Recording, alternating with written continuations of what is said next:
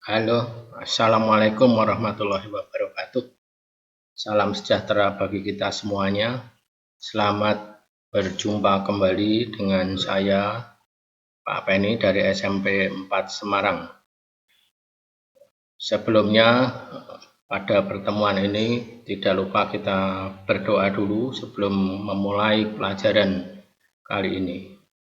Semoga pertemuan ini membawa kemudahan bagi kita semuanya.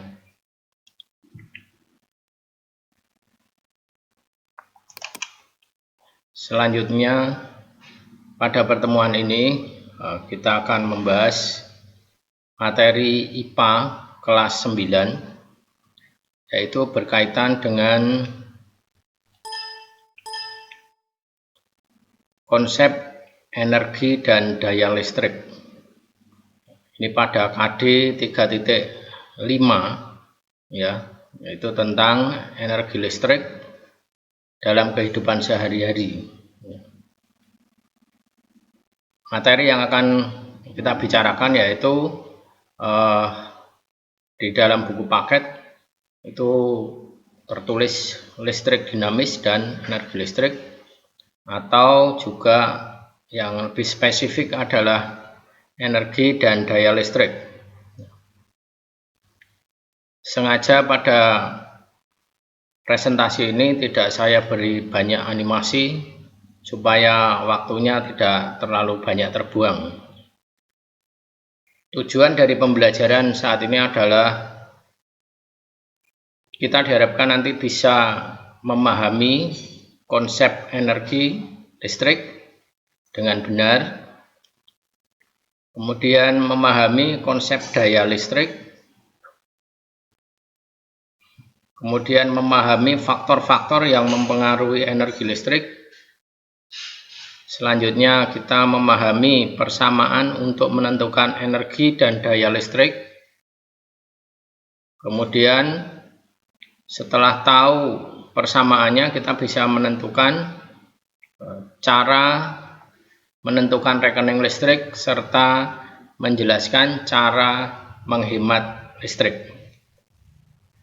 Selanjutnya pada bagian akhir diharapkan kita bisa menyebutkan contoh peralatan dan pembangkit listrik dalam kehidupan sehari-hari. Bagaimana listrik digunakan dan energi apa yang terkandung di dalamnya dan perubahannya dari listrik menjadi bentuk lain atau sebaliknya. Kita mulai pada definisi dari energi listrik.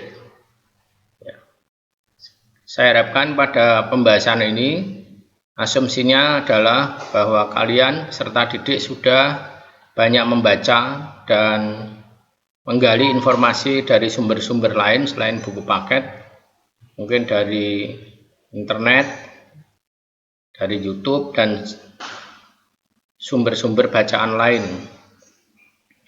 Sehingga pada kali ini pembahasannya adalah yang pokok-pokok saja. Sedangkan yang detailnya kita harapkan kalian juga sudah pahami atau setidaknya membaca pada lain waktu atau sebelumnya. Jadi sifatnya adalah ini semacam review. Di energi listrik, apa itu energi listrik?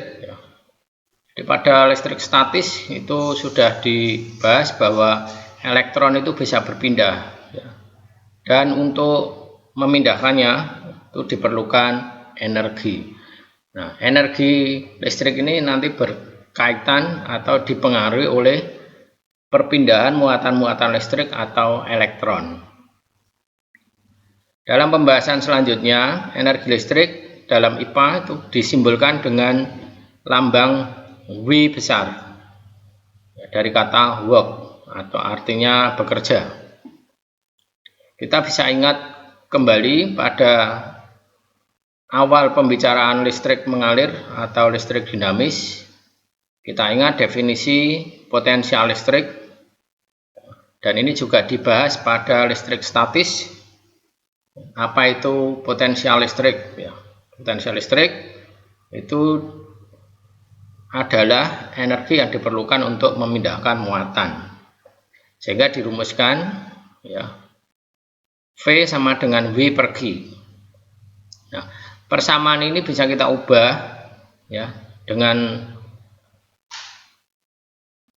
metode matematika. Ya, maka persamaan dapat diubah menjadi W sama dengan V kali Q. Ya, V kali Q. Ingat bahwa I kuat arus itu adalah Q per T, sehingga Q ini bisa kita tentukan dari definisi kuat arus bahwa Q sama dengan I kali T. Dengan substitusi Q sama dengan I kali T, ya kita gantikan di sini, maka diperoleh persamaan atau rumus W sama dengan V I T atau V kali I kali T. Selanjutnya kali tidak ditulis tapi cukup digantikan dengan tanda titik. Jadi V titik I titik T itu artinya V kali I kali T. Nah, pada slide ini saya ulang lagi bahwa energi listrik rumusnya adalah W sama dengan V kali I kali T. Dengan keterangan W adalah lambang untuk energi listrik, satuannya adalah Joule atau disingkat J besar. Kemudian V adalah beda potensial, satuannya volt, dilambangkan dengan V besar. I adalah kuat arus listrik, satuannya ampere, dan lambangnya adalah A besar. Dan T adalah waktu terjadinya perpindahan, satuannya sekon atau S. Nah, dari rumus ini kita bisa simpulkan bahwa faktor-faktor yang mempengaruhi besar energi listrik ada 3. Yang pertama yaitu beda potensial atau tegangan, yang kedua kuat arus, dan waktu terjadinya perpindahan. Berikutnya ada istilah daya listrik. Apa itu daya listrik? Daya listrik dalam sains atau IPA disimbolkan dengan huruf P besar, berasal dari kata power. Definisinya adalah daya listrik didefinisikan sebagai besarnya energi. Jadi energi tadi sudah kita bahas, yang digunakan atau dihasilkan tiap satuan waktu. Nah, tiap satuan waktu bisa bermacam-macam. Dalam SI, satuan waktu adalah sekon. Sehingga dari definisi itu bisa dirumuskan menjadi P sama dengan W per T. Ya.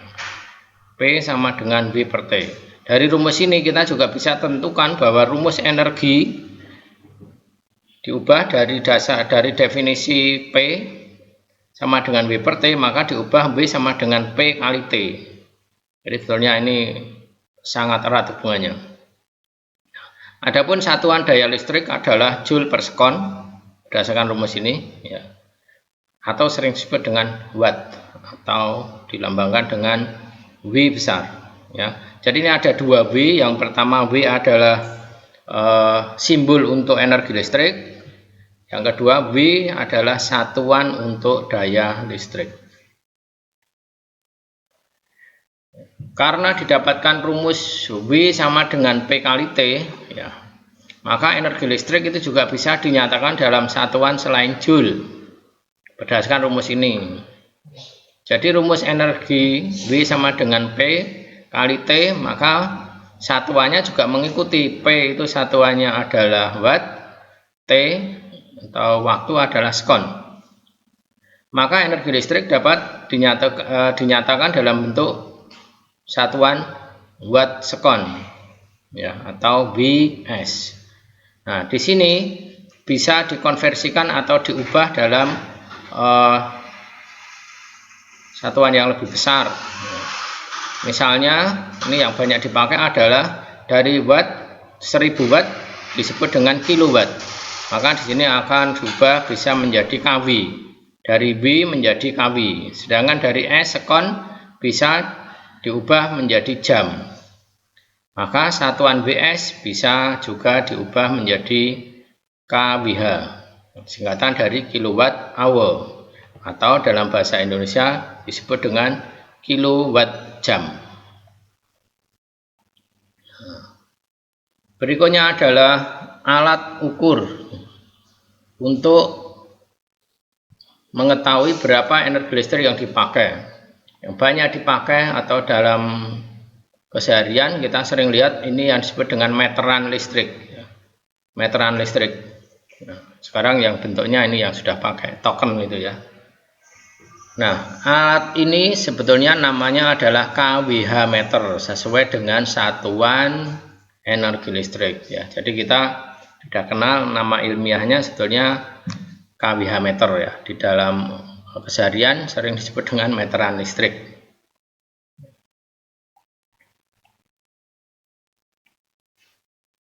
Berikutnya, setelah tahu energi listrik, kita juga bisa menentukan berapa rekening listrik dalam 1 bulan atau dalam jangka waktu tertentu ada pemakaian di rumah tangga atau di keperluan lain ya.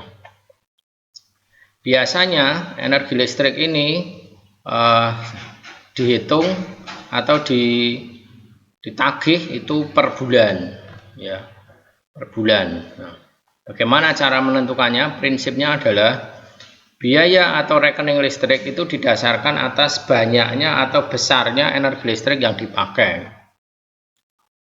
Kita pakai itu berapa? Nah, hitungannya biaya atau rekening itu sama dengan energi yang dipakai dikali harga satuan.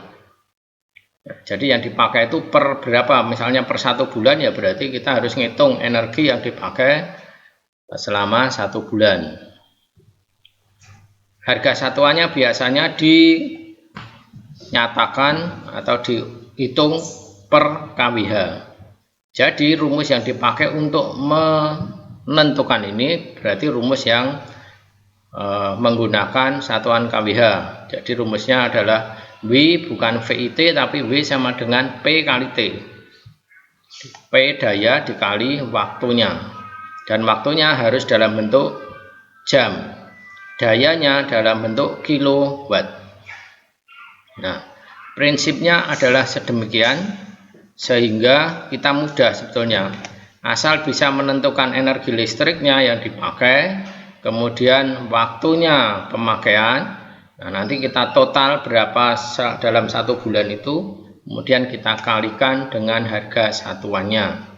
Nah, untuk di Indonesia, PLN menentukan harga satuan itu berbeda-beda untuk tiap-tiap jenis pemakaian. Misalnya untuk rumah tangga itu harganya beda dengan industri. Ya, kemudian juga didasarkan dari daya terpasangnya. Ada yang daya kecil, misalnya rumah tangga dengan daya 900 watt, nah itu berbeda dengan rumah tangga yang lebih besar pemakaiannya atau batasannya, misalnya 2200 watt. Tapi cara ngitungnya sama. Nah, berdasarkan rumus ini, jadi rumus ini penting sekali ya. Untuk bisa menghitung biaya juga rumusnya ini. Kemudian dari sini kita bisa menentukan bagaimana cara menghemat energi listrik. Ya, berdasarkan rumus W sama dengan P kali T berarti ada 2 faktor, yaitu faktor P dan faktor T. Cara matematika W ini akan kecil kalau P-nya kecil atau T-nya kecil, atau yang lebih bagus adalah dua-duanya. Apa maknanya? Ya. Maknanya adalah kita dapat menghemat energi listrik dengan 2 cara. Yang pertama yaitu menggunakan peralatan listrik dengan daya rendah, itu artinya P-nya kecil. Yang kedua yaitu menggunakan peralatan sesingkat mungkin sesuai kebutuhan. Berarti T-nya kecil. Jadi kalau tidak dibutuhkan ya sebaiknya dimatikan. Nah, seperti itu. Dengan cara ini, maka ini adalah cara logis untuk menghemat listrik. Berikutnya adalah perubahan energi listrik menjadi bentuk lain atau sebaliknya. Ya. Jadi dengan ditemukannya listrik itu mengubah banyak kehidupan kita, jadi lebih mudah. Ditemukan banyak peralatan-peralatan yang mempermudah kita beraktivitas, ya. Jadi kita bisa bayangkan alangkah susahnya kalau kita hidup tanpa listrik untuk zaman sekarang ini. Termasuk untuk belajar seperti ini kita juga sulit, ya. Bahkan tidak mungkin. Sini ada beberapa contoh, ya. Yang pertama yaitu pembangkit tenaga listrik, yaitu peralatan yang digunakan untuk menghasilkan listrik. Contoh, nah, di sini ada gambar dinamo sepeda. Dinamo sepeda ini mengubah dari gerak, ya, energi gerak menjadi listrik. Jadi ini disambungkan ke lampu misalnya. Berikutnya, zaman sekarang kita sudah mengenal ini ada sepeda listrik. Sebetulnya ini sepedanya menggunakan aki, jadi listriknya dibangkitkan dari aki atau baterai. Maka perubahan yang terjadi adalah dari energi kimia yang ada di dalam baterai berubah menjadi listrik. Berikutnya ini ada PLTA, pembangkit listrik tenaga air. Jadi banyak digunakan di Indonesia. Ini adalah karena kita kaya dengan banyak sungai, air banyak, maka ini sudah pas kalau digunakan untuk pembangkit listrik. Ini adalah masih pembangkit listrik andalan Indonesia. Sedangkan untuk di beberapa negara lain itu ada yang menggunakan kincir angin, ya, tenaga angin. Ini adalah sumber-sumber yang bisa diperbaharui, artinya tidak akan habis, ya. Angin, air, gerak seperti ini adalah sumber-sumber energi yang tidak akan habis atau terbarukan istilahnya. Sedangkan ada sumber energi lain yang bisa habis, yaitu yang terkenal adalah bahan bakar minyak, ya, atau fosil dan batu bara, ya. Fosil jadi minyak bumi dan batu bara itu bisa habis. Itu berarti istilahnya adalah energi yang tidak terbarukan, ya. Nah, kita sebaiknya menggunakan kalau ingin bisa lama menggunakan energi, maka sumbernya sebaiknya adalah yang terbarukan, artinya yang tidak akan habis, ya. Tinggal kita bagaimana mengolah alam sehingga ketersediaan sumber energi tadi tidak rusak. Sedangkan yang kedua prinsipnya adalah peralatan listrik itu mengubah energi listrik menjadi bentuk lain. Nah, energi listrik menjadi bentuk lain, ini contohnya adalah ada bola lampu listrik, ini mengubah energi listrik menjadi cahaya. Kemudian ini ada contoh gambar setrika listrik, mengubah energi listrik menjadi kalor. Dan yang ketiga, ini saya kasih contoh kipas angin listrik, ya. Ini mengubah energi listrik menjadi gerak. Dan masih banyak lagi, karena semakin maju pengetahuan maka semakin banyak ditemukan alat-alat lain yang menggunakan listrik, ya. Jadi saya kira inti dari pembahasan kita sampai di sini, ya. Saya harapkan kalian bisa memahaminya. Kalau belum paham ya diulang lagi, ya, jangan malas, ya. Karena memang untuk jadi ilmu yang mengendap itu memang dibutuhkan proses, ya, yang tidak instan. Kita harus serius, ya. Kemudian kalau belum ya tidak malu untuk mengulang, ya. Kalau belum paham ya tidak malu untuk mengulang, ya. Pada akhir kegiatan ini saya mengingatkan, kita refleksikan dengan ditemukannya listrik, kita sudah seharusnya bersyukur atas kemudahan yang diberikan oleh Tuhan kepada kita semuanya. syukur atas kesehatan dan ya, perkembangan ilmu pengetahuan sehingga hidup kita menjadi semakin mudah. Saya harapkan kalian bisa semangat ya, terus belajar walaupun mungkin kondisi kurang menguntungkan. Ya. Untuk selanjutnya silahkan nanti kalian bisa lakukan penilaian ya dengan mengisi atau mengerjakan soal-soal berdasarkan dari presentasi ini yang saya sampaikan atau saya tulis dalam media lain. Jadi tidak di sini. Ya. Mungkin dalam bentuk form, ya, pakai Google Form. Nanti saya berikan linknya, ya. Dan saya harapkan kalian bisa mengerjakan dengan lebih serius. Saya akhiri, ya. Semoga ini bermanfaat. Terima kasih atas perhatiannya. Wassalamualaikum warahmatullahi wabarakatuh.